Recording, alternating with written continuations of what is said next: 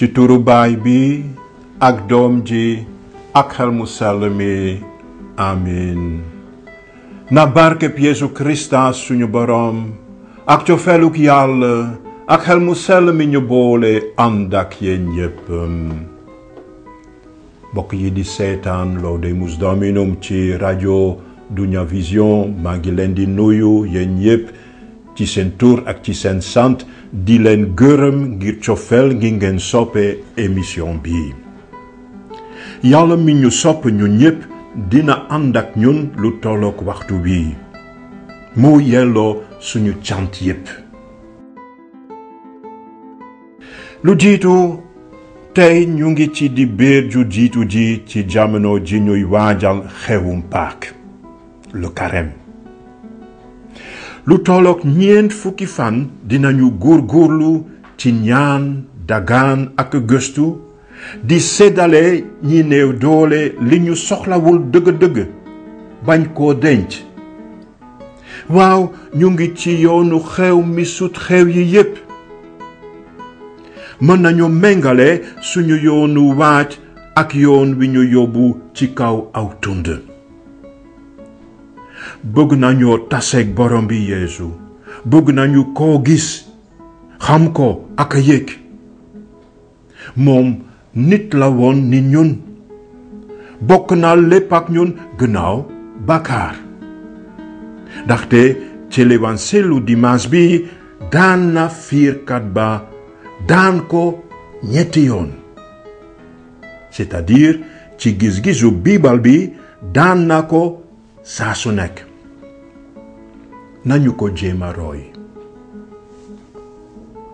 ci ñaareelu wàll bi dinañu wéyal suñu njàngale mi jëm ci suñu baay le Notre Père. tey dinañu tàmbalee firi ñaanu dagaan gu jiitu gi maanaam may ñu tey suñu dundu bés bu nekk. donne-nous aujourd'hui notre pain de ce jour. nañu ci bàyyi xel. ci wàllu prier avec les psaumes dinañu ñaanandook yéen psaume 91 di psaume bu ñuy feeñale suñu kóolute ci Yàlla. ni Yeesu nañu làqu ji fi Yàlla Baay bi moom dinañu aar ak musal ci lu bon lu nekk à une condition ñu jébalu ak a wàkkirlu ci moom. wala bu mujj wi di dem ak tey. su may mbokk yi bu ñu ko xoolee bu baax dale ko bi ñu tàmbalee émission bi di Laudemus Dominum ci wolof ak léegi am na fukki at. xalaatoo nañu leen a woon ci lu gàtta gàtt en rétrospective ay wàlli émission yi ñu teg.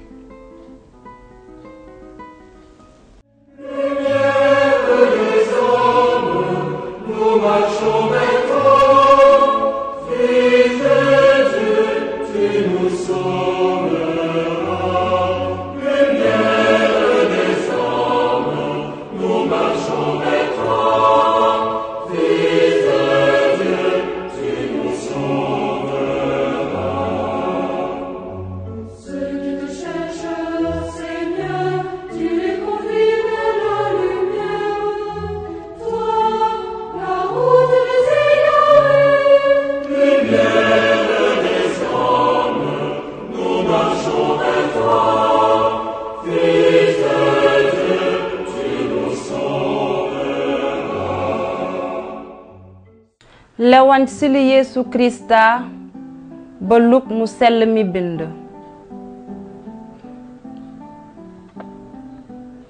ca jamono jooja gannaaw batiseem Yeesu jóge woon na peggu Yurdan fees ak xel mu sell mi. xel mi yóbbu ko ca biir màndiŋ ma mu am fa 4 fukki fan te seytaane di ko fiir. te bés yooya yépp lekkul dara. te ba fan yooya mëtee mu xiif. booba seytaane ne ko, soo dee doomu yàlla waxal doj wile mu soppaliku mburu. Yeesu tontu ko ne, bindees nañu ne nit du mburu rekk lay dundee. seytaane yóbbu ko fa gën a kawe, won ko similaak saala réewi àddina si sépp, te ne ko, dinaa la may sañ-sañ bu nekk ci réew yile ak ndam li ñu àndal. ndege man lañu ko jox, te dinaa ko may ku ma neex. yow nag soo ma jaamoo dinga moom lépp.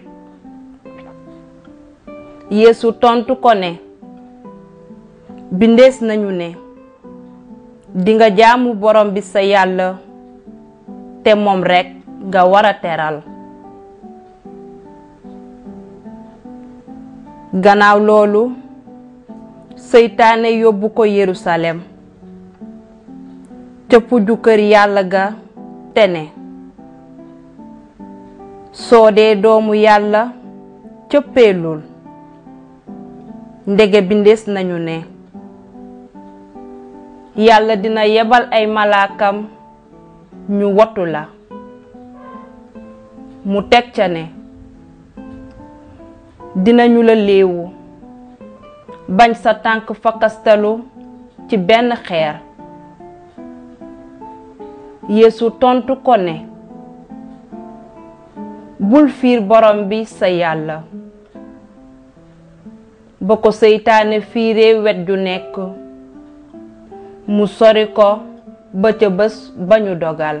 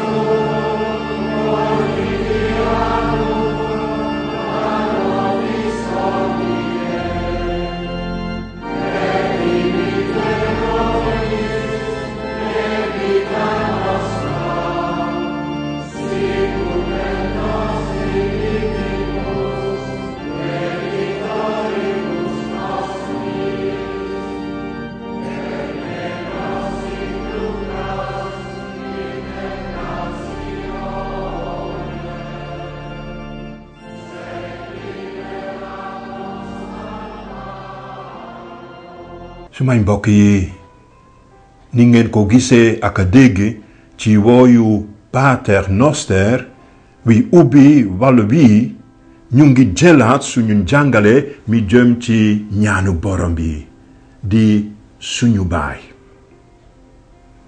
keroog wax nañu leen ni ñaan googu niroog ñaanuk fukki barke ak juróom-ñett ya wóor ya baaxoo ñaan bés bu nekk dale ko bu yàgg ba tey.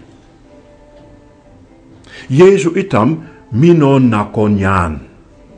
loolu tax mënuñoo waaru ci ni mu tabaxee ñaanuk suñu baay naka ya wóor ya tabaxee sa ñaanuk barke yi. foofu dees nañu ubbi ñaan gi ak ñetti cant, 3 louanges. xool leen, ci suñu baay it dañu yéene yàlla ay yéene ak ay naaw yu neex naan, na sa tur sell, na sa nguur dikk, loo bëgg na am. gannaaw ba ñu màggalee yàlla ba pare, yaawur ya daan nañu jublu ca ñaani dagaan ya, les supplications. ci ñaanu fukki barke yooyu ak juróom-ñett teg nañu ci fukki ñaani dagaan ak ñaar 12 supplications. ñun ci ñaanuk suñu baay ñeenti supplication rekk lañuy wax ngir seen ñaan mët bañ a soox. yaawur ya dans la prière des 18 bénédictions dañu koy mujjee ak ñetti ñaani gërëm. ci tënk ca ñaaninu yaawur ya dees nañu def ñetti jéego. benn sant ak magal yàlla. ñaar di ko ñaan ak dagan. ñett di ko gërëm. nii la seen ñaanin mëtee te bañ a soox. waaye ci ñaanuk suñu baay dañuy ñàkk ñetteelu jéego boobu di jéegoob ngërëm. safaan bi lañu xaw a nemmeeku. sunu baay dafay mujjee ci ñaari yuuxi njàkkare. 2 cris de détresse yu niroog yuuxi njàkkare ya Yeesu doon xaacu ca toolu Getsemane ak ca croix ba. waaye dale ko ndorteel jàngu ba ca kayit yu bare ya ñu bindaat suñu baay ci waxin wi ñu màcc mu sell mi dencal sur beaucoup de manuscrits du Nouveau Testament yokk nañu ci làkku grec baati cant ak màggal yile naan ndege nguur kàttan ak ndam yell nañu la ba abada. Amin. Car c'est à toi qu'appartiennent le règne, la puissance et la gloire pour les siècles des siècles. Amen. keroog foofu lañu yemoon ci suñu njàngale. waaw diggoon nañu leen ne dinañu tàmbale firi ñaan gi wax may ñu tey suñu dundu bés bu nekk. di ñaan gu jiitu gi ci ñeent yi ñu teg ci jéegoob ñaani dagaan yi dans le groupe des supplications.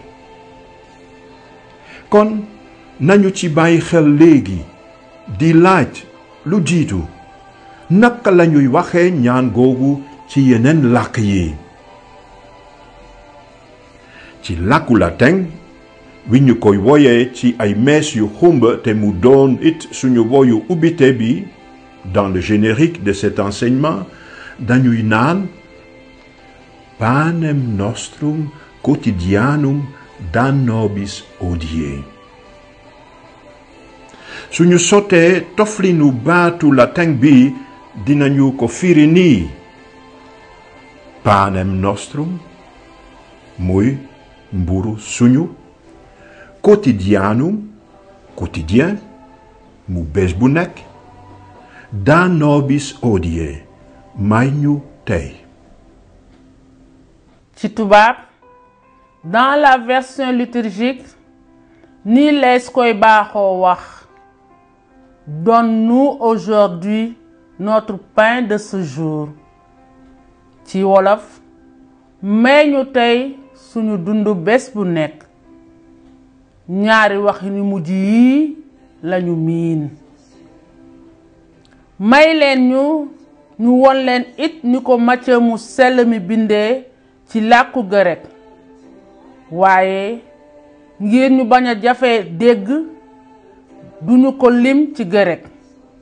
dañu topp toflinu baat yi rekk di leen sotti ci saasi baatoo baat. une traduction mot à mot. déglu leen nii la ko Macë bindee. Le pain de nous, le nécessaire. ci grec ñu koy naan épousion donne-nous aujourd'hui. li jëkk a fees ci waxin wii moo di ne dafa mel ni mburu mi ñuy wax xam nañu ko bu baax. c'est un pain bien défini ndaxte ñaari yoon lañuy wax le pain, le nécessaire.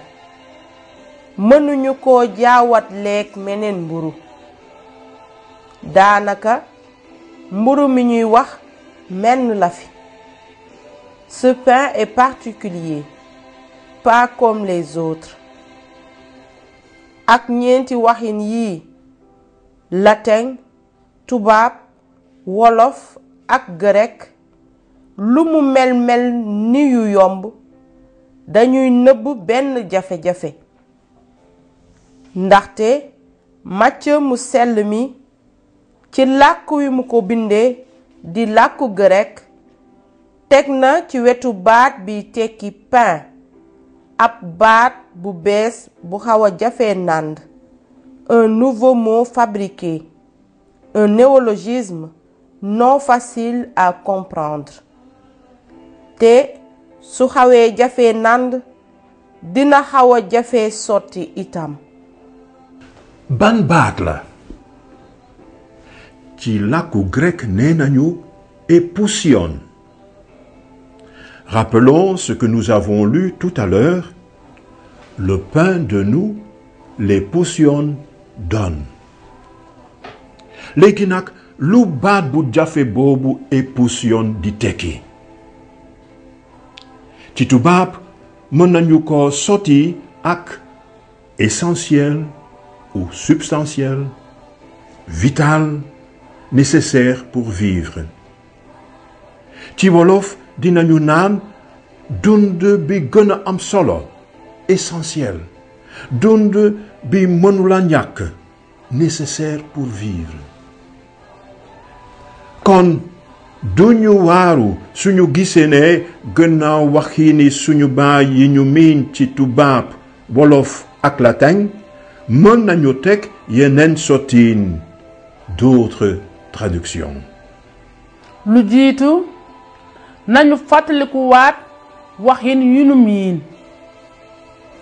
Panem nostrum quotidianum da nobis hodie. Donne-nous aujourd'hui notre pain de ce jour. may ñu tey suñu dund bés bu nekk. ñaareel bi beneen sotti, une autre traduction. gis nañu ko ci la grande traduction œcuménique de la Bible. ñu gàttal turam wi naan dans la Tob. foofu bind nañu donne-nous le pain dont nous avons besoin. ci sotti kàddu dëgg gi nee nañu may ñu tey lu ñu war a dunde. suñu sotti bopp moo di may ñu tey dund bi ñu soxla. mbokk yi balaa ñuy firi ñaan gi wet gu nekk ci émission yi di ñëw, sotti yi ñu leen wax mën nañu noo dimbali xaat ngir nàndu tuuti li ñuy ñaan. daanaka tey dinañu leen ubbil ab bunt bu jiitu rekk. nañu jëkka yemale suñu bopp ci sotti bi naan panem quotidianum, sunu dundu bés bu nekk, le pain de ce jour, le pain quotidien. ci xoolin bu jiitu rekk, à première vue, lan lañuy xalaat bu ñu koy ñaan. mën nañoo xalaat la borom sago ba tuddoon Agur wax ci téereb Léebu ya, Proverbe chapitre 30 verset 8. borom bi bul def ma ñàkk mbaa ma barele, may ma rekk lu may dunde. Ne me donne ni la pauvreté ni la richesse. Accorde-moi seulement de quoi subsister. dinañu fàttaliku itam na yawóor ya daan dunde ca mandingma, di dunde mburu manna, te ñu nettali ko ca téereb Exode chapitre 16 naan lii laa leen borom bi diktal ne jël leen ci li ku nekk mën na lekk ku nekk benn natt ba mu ko defee suba su nekk yawuur ya jëloon nañu la ku nekk mën na lekk ci tubaab. Voici ce que le Seigneur a ordonné. Recueillez-en autant que chacun peut en manger, une mesure par personne. Alors, matin après matin, ils en recueillaient autant que chacun pouvait en manger. ñaareelu sotti bi ñu bëgg a teg bët moo di le pain, le nécessaire, le pain dont nous avons besoin, dund bi ñu soxla. nii lañuy tàmbalee feeñal li baat bu jafe bii di épousion di tekki. waaw mën nañu ko gën a leeral ak ko xóotal naan le pain, l'essentiel, le substantiel, le vital. dund bi gën a am solo, dund bi mënula ñàkk, dund bi doomu aadama di soxla ngir dund dëgg-dëgg. waaw pour rester en vie véritablement ci àddina sile ak ca weneen wàllaa deega. nii lañu pare faram-fàccee waxinu ñaanu dagaan gu jiitu gi. ngir gën koo nànd mën nañoo tàmbalee teg bët ci donn nu may nu di baat yi koy ubbi. Yeesu jàngal nañu ñaan gi ndax ñu màggale ko sunu baay aji mbaax. ñaari baat yi dañuy wone suñu kóoluteeg doom yi di yaakaar lépp mu jóge ci seen baay. du Yeesu moo mësa wax ne seen baay mooy fenkloo jantam ci ñu bon ñi ak ñu jub ñi te mooy tawloo ci kaw ñu jub ñi ak ñu jubadi ñi. Psaume 104 verset 27 nee na ñépp ñiy dund ci yow lañu yaakaar ngir nga jox leen dund waxtu wi mu gënee. nañu déglu ni ko le catéchisme de l'Église catholique waxee ci article 2828. Donne-nous, elle est belle la confiance des enfants qui attendent tout de leur Père. Il fait lever son soleil sur les méchants et sur les bons, et tomber la pluie sur les justes et sur les injustes. Et il donne à tous les vivants en son temps leur nourriture. Jésus nous apprend cette demande. Elle glorifie en effet notre Père parce qu'elle reconnaît combien il est bon au-delà de toute bonté. waaw may ñu dafay feeñal kóllëre gi dox suñu digganteeg yàlla. moo ñu moom te ñun ñoo ko moom, ñun lay faral. suñu waxee ñun dañu koy nemmeeku it ni baayu bépp doomu aadama. bu ñu ñaanee may ñu dañu leen di ñaanal ñoom ñépp di mànkook ñoom di gàdduwaale seeni soxla ak seeni metit. Le catéchisme de l'Église catholique nii la ko waxee ci article 2829. Donne-nous est encore l'expression de l'alliance. Nous sommes à lui et il est à nous pour nous. Mais ce nous le reconnaît aussi comme le Père de tous les hommes et nous le prions pour eux tous en solidarité avec leurs besoins et leurs souffrances.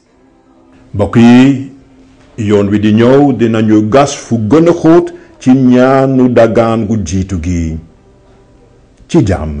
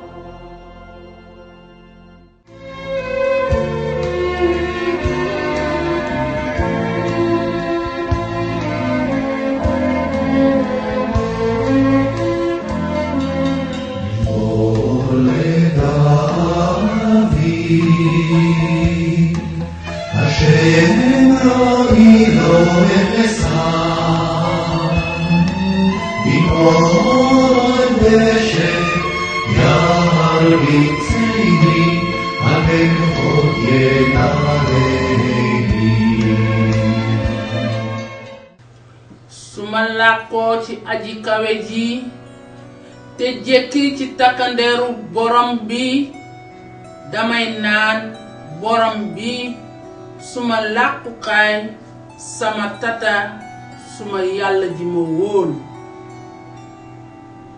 waaw moos moo lay musal ci fiiru nappkat picc bi ak ci mbas mi ree di la muur di la aar laafam làkkukaay la ci yow kóllëreem ngànnaay la yiirukaay doo ragal tiitaangay guddi walla fitt bi naaw bëccëgu ndara kam walla mbas mi wëralu ci lëndëm gi walla njekkar mi dal diggu bëccëg na junni daanu ci sa wet na fukki junni daanu ci sa ndeyjoor yow dara du la dal nga ubbi say bët rekk doy na dinga gis payu ku soxor ki waaw borom bi mooy sa làkkukaay def nga aji kawe ji sa tata ndogal du la mën a dal te kasara du jege sa kër ndege dafay yebal ay malaakaam ñu di la wotu foo mën di dem dinañu la taxawu ndax sa tànk bañ a faqastalu ci doj yi dinga dëgg ñàngoor mi ak jiit ji dinga tas gaynde gi ak ninki nàmkat yi ndegem dafa takk ci man dinaa ko musal dinaa ko làq ndegelu mu xam sama tur su ma woowee man dama koy wuyu dinaa ko taxawu ci waxtuy coonam dinaa ko musal may ko teraanga fan yu gudd laa ko bëgg a reggalee te feñalal ko sama mucc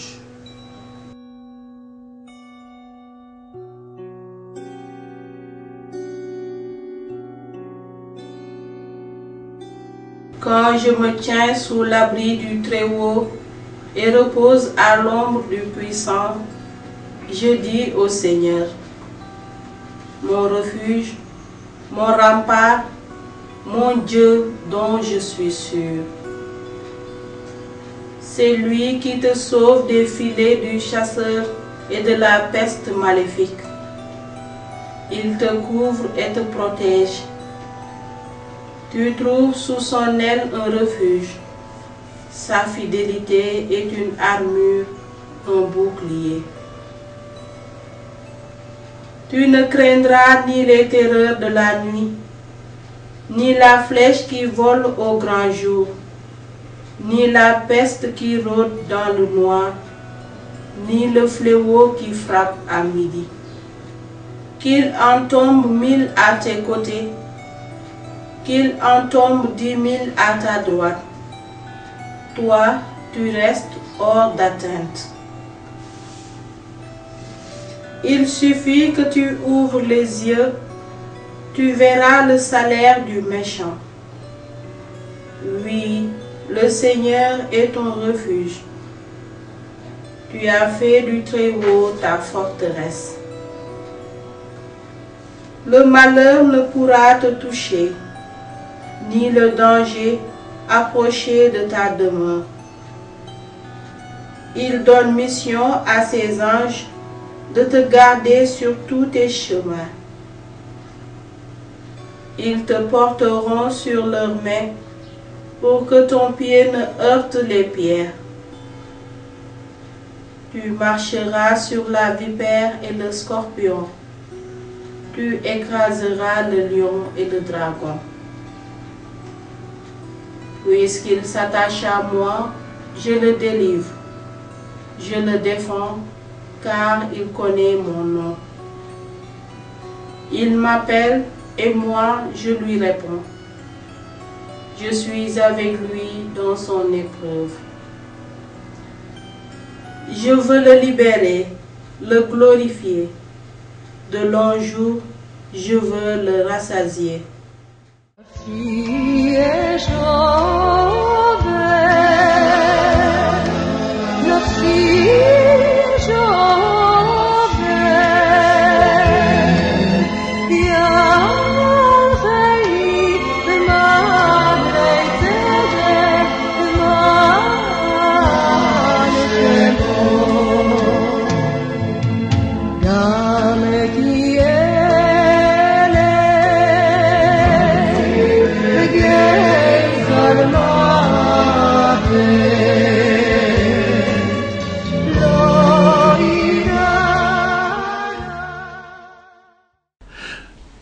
sumay mbokk yi bu ñu ko xoolee bu baax dale ko bi ñu tàmbalee émission bi di Laudemus Dominum ci wolof ak léegi am na fukki at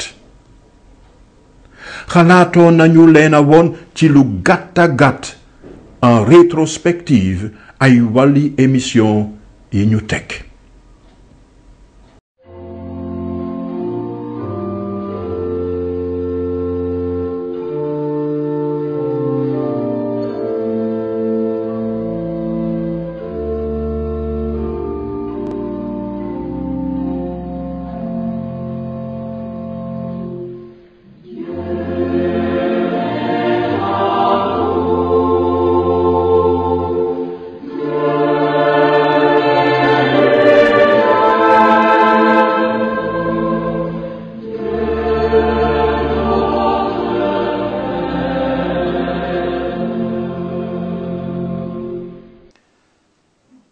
mbokk yi ni ñu ko waxe woon ci suñu émission bi weesu bëgg nañu leen a firil bataaxal bu mag bi ñu suñu pape Benoît yónnee Caritas in Veritate coofeel ci dëgg gi dinañu ko def jéego nañu tàmbaleek xaaj bu jiitu bi di chapitre 1 ci xaaj boobu Pape Benoît bëgg nañu fàttali bataaxal bu mag ba Pape Paul juróom benneel bi bind kooku tudde na ko baat yu latin yamu ko ubbee Populorum Progressio maanaam sukkalikub xeet yi, le développement des peuples. ñu xam astuut lu jëm ci Pape Paul moomu lu baax la maanaam kañ la doon jiite jàngu bi ni paap. suñu paapu tey jile sàkk nañu ko paap ca weeru avril ca atum 2005 ka ko jiitu woon di Saint-Paul ñaareel bi sàkk nañu ko paap ca weeru octobre ca atum 1978 saay na ca atum 2005 ka ko jiitu woon it di Saint-Paul premier sàkk nañu ko paap ca ñaar fukkeelu fan ak juróom benn ca weeru août ca atum 1978 te saay na fanweeri fan ak ñaar ca gannaaw ka jiitu woon Saint-Paul premier moo doon ka bind bataaxal ba jëm ci sukkalikub xeet yi di Pape Paul VI moom moo jiite woon ñaareelu concile Vatican bi ku yeewu la woon. lu Pape Paul VI jàngale ci bataaxal bi jëm ci sukkalikub xeet yi dafa ci bëgg a leeral njàngaleem jàngu mi jëm ci mbirum mboolem nawle mi ak nu ñu war a tërale kóllëre yi diggante réew yi diggante xeet yi société yi njaatige yi liggéeykat yi ak ñoom seen njàngale mu ni mel dañu koy tudde ci tubaab la doctrine sociale. suñu pape Benoît ca ubbiteeb Caritas in Veritate ca article 8 nee na ci lu wóor a wóor gëm naa ne Populorum Progressio yelloo nañu seete ko te méngale koog bataaxal bu mag a mag ba Pape Léon XIII bind ci mbirum mbooleem nawle mi ca jamonoy industrialisation maanaam rerum novarum, la soif d'innovation suscitée par l'industrialisation. ni bataaxal boobu la Populorum Progressio di tegtale doomi aadamay jamono ji yoon wi leen di jëmale ci gën a nekk benn. Pape Paul VI bind na ko léegi am na ñeent fukki at ak ñaar en 1967 di jamonoy néewal doole ñetteelu àddina si di Afrique, Asie, Amérique latine maanaam l'appauvrissement du tiers-monde. bataaxalam am na maana lool ba tey loolu tax suñu Pape Benoît xalaat ne bala muy wax dara lu jëm ci njàngaleem mboolem nawle mi ci jamono ji ñu nekk léegi di jamonoy mondialisation war na fàttaliwaat njàngaleem Pape Paul VI bu koy fàttaliwaat dina dëgëral njàngaleem Pape Paul di wone it ne ànd na ci bu baax.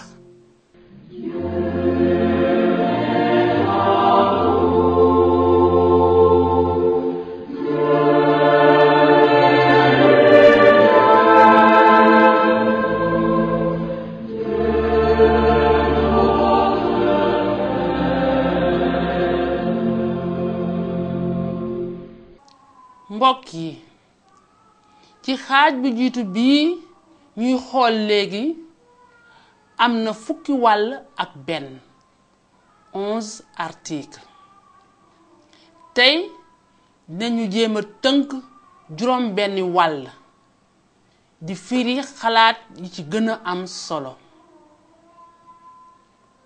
fukkeelu wàll wi di article 10 dafay wax ne Pape Benoît bëgg nanoo fàttali bataaxalu Pape Paul VI di Populorum Progressio ci mbirum suqalikub xeet yi. ci fukkeelu wàll wi ak benn gis na ne njàngaleem Pape Paul VI jóge na ci njàngale mu xóot mu ñaareelu concile Vatican bi. ci article 12 dafa seete bataaxalu Pape Paul VI ni meññeef wu mët ci garab gi di meññ njàngaley jàngu bi dale ko ndorte la ba tey dale ko Yeesu Kirista bi sax jaar ca apôtar ya jaar ca maamaati jàngu bi di suñuy baay jaar ca boroom xam-xam yu mag ya jaar ca paap ya doon toppalante ba tey. ci fukkeelu wàll wi ak ñett dafa féetale bataaxal sukkalikub xeet yi ci biir njàngale yépp yi Pape Paul mësa jàngale. ci article 14 ak 15 dinañu fàttali yeneen leetar yi Pape Paul mësa bind. benn bu jiitu ci maanaay politique bi ak yenn gis-gis yu wóorul yu mën a réerloo nit ñi des idéologies modernes maanaam Octogesima Adveniens 80e anniversaire de Rerum Novarum.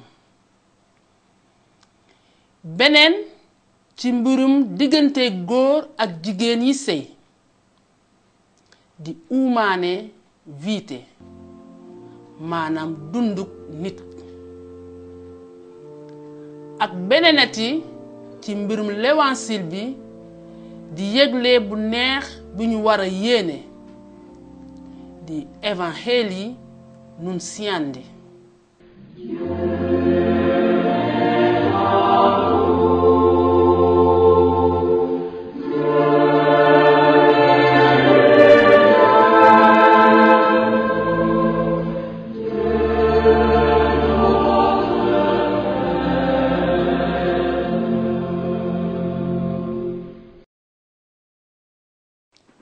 mbokk yi gannaaw bi ñu leen firilee ci lu gaaw li wàll bu nekk ëmb bëgg nañoo jukki yenn xalaati Populorum Progressio yi am solo bu leen Pape Benoît di fàttaliwaat fii dafa bëgg wax ne ànd ak Pape Paul VI bëgg naa gën a dëgëral xalaat yi mu mës a bind ci bataaxalam.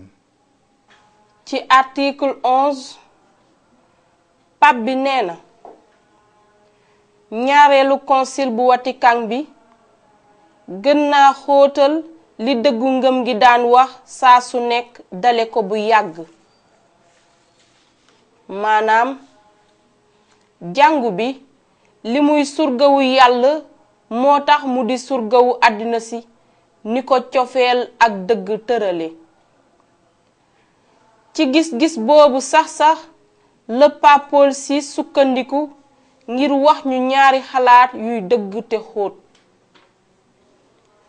bu jiitu bi moo di jàngu bi bépp ni mu nekkee ñum ak ci jëfam yi yépp buy waare yëgle bu neex bi buy xumbal l'Eucharistie bi te buy surgawu di liggéeyale nit ci cofeel dinay suuxat sukkalikub nit ci fànn yi yépp. ñeel na jàngu bi mu am taxawaay bu laal ñépp ak lépp. Elle a un rôle public.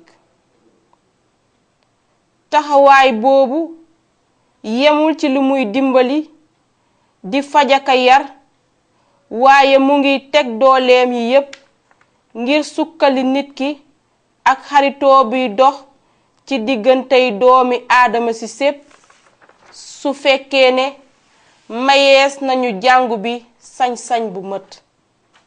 mbokk yi xalaat buy dëgg te xóot bi jiitu bii foog naa ne jar nañu firi ko tuuti. jàngu bi ni ñu ko xamee ci suñu réewum Sénégal dafay feeñ ci ni ñuy xumbal mees bi dimanche bu nekk ci jàngu ak ci sappel bu nekk daanaka ci dëkki taax yi ak ci dëkki àll yi. dañu ko xamit ci nu muy dimbalee ak a faj néew doole yi ak ñi feebar. bés bu nekk ay téeméeri nit ñu feebar a ngi ñaan jàngu bi ndimbalu paj. l'école catholique yi ñu bare fonk nañu leen ba yónni fa seeni doom ñuy catholique ak ñu dul catholique.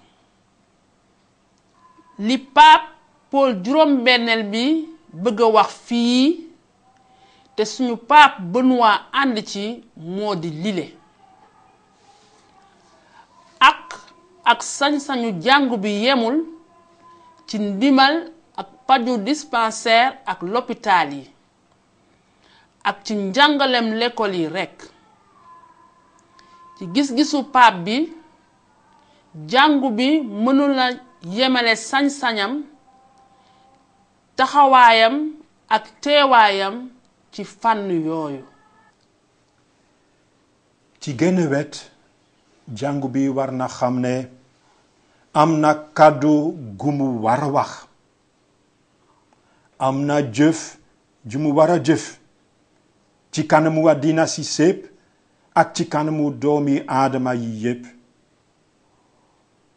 jàngu bi mënula toog jàpp njàmburam di xaar yàlla ak xoole rekk. déedéet, war naa ñeme wax, di seede, di jëf ci bépp fànn. dara ci dunduk nit mënu ko rëcc.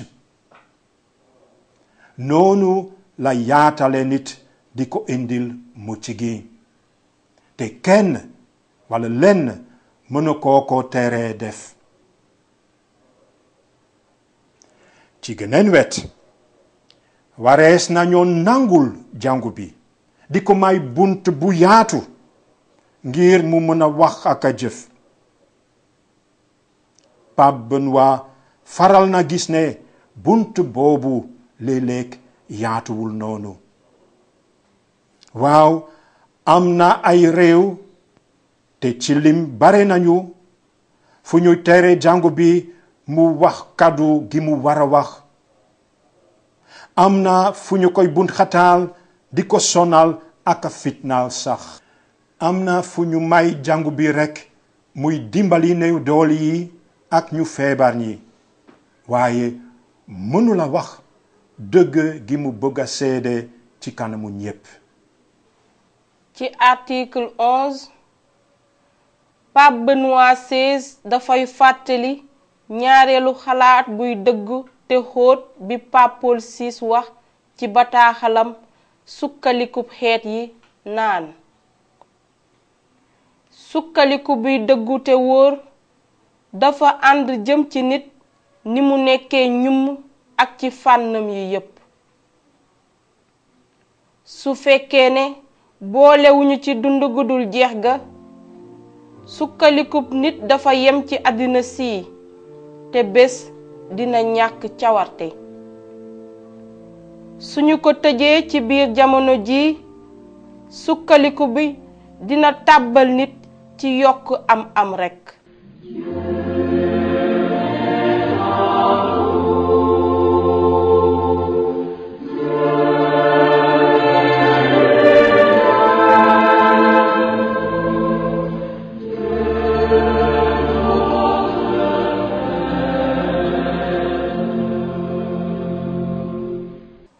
mbokk yi gannaaw ba ñu xamante ak ñaari xalaat yu xóot te dëggu yi Pape Paul wax ci bataaxalam bëgg nañoo teg bët ci njàngaleem mi mépp di ci féetalee bataaxalam bi jëm ci suqalikub xeet yi. benn ni pape ya ko jiitu woon Pape Paul leeral na bu wóor ne l'évangile bi maanaam yëgle bu neexu Krista bi am na solo su bare bare ngir tabax àdduna su ànd ak njubte ngor ak moom sa bopp. yëgle bu neexu Krista bi leer gu ñu mënula ñàkk la. ñaar dale ko ca atum 1967 Pape Paul VI gis naa ne mbirum boolem nawle mi ak jafe-jafe yi mu indi yemuñu ci benn wàllu àddina si rekk maanaam jéerik Afrique wala jéerik Amérique latine wala jéerik Asie déedéet mbirum boolem nawle mi ak ay jafe-jafeem dañuy laal àddina si sépp ndaxte àddina si fi ñu tollu xaw na niiroog benn dëkk. ñett ci lépp li jàngu bi di jàngale ci mbirum mboolem nawle mi Pape Paul VI tegtal na fànn bi gën a am solo yeneen yépp seete ko ni xolub xibaaru bu kerceen ci mbir moomu fànn boobu moo di suqaliku ni ñu ko xelum nit gisee ak ni ko ngëmu kerceen jàppe. mbokk yi ni ngeen koy déggee saa su nekk dañuy baamtu baa ci ni suqaliku développement. xëy na ñu bare ci ñun dinañuy xalaat développement mooy am alal yokk ko ba sa àddina fiix te nooy waaye suqaliku bi yemul ci yokk sa alal sa wér-gi-yaram bokk na ci ak sa njàng nga gën a xam nga gën a mën a jëf nga gën a moom sa bopp ngir lan ndax nga gën a doon nit tigi ci kanamu say morom ak ci kanamu Yàlla. suqaliku moo di gën a liggéey gën a xam gën a am ngir doon nit tigi. Développement, c'est faire, connaître et avoir plus pour être plus. mbokk yi Pape Benoît XVI def na lu baax bi mu fàttaliwaate njàngale mu xóot mi bataaxal Populorum Progressio ëmb. pareego ñook xaaj bu jiitu bi ci suñu émission bi ñëw dinañu wéy a gëstu ànd ak Pape Benoît XVI ci bataaxalu Pape Paul VI Populorum Progressio.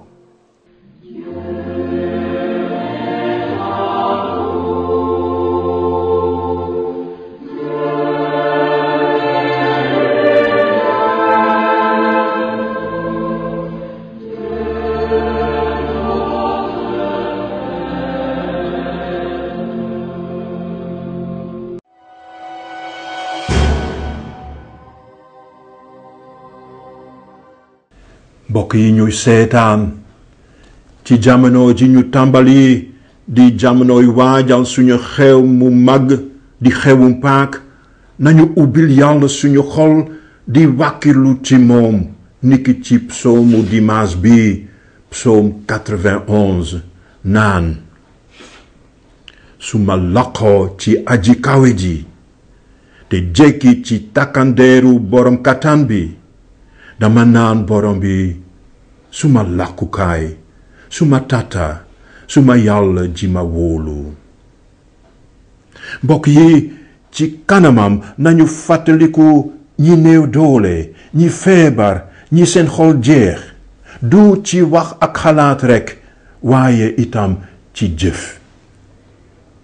ndaxte jamono ji ñu nekk léegi di jamonoy 4 fan yi waaj dañu koy tudde it ci tubaab le carême de partage di jamonoy séddoo koor.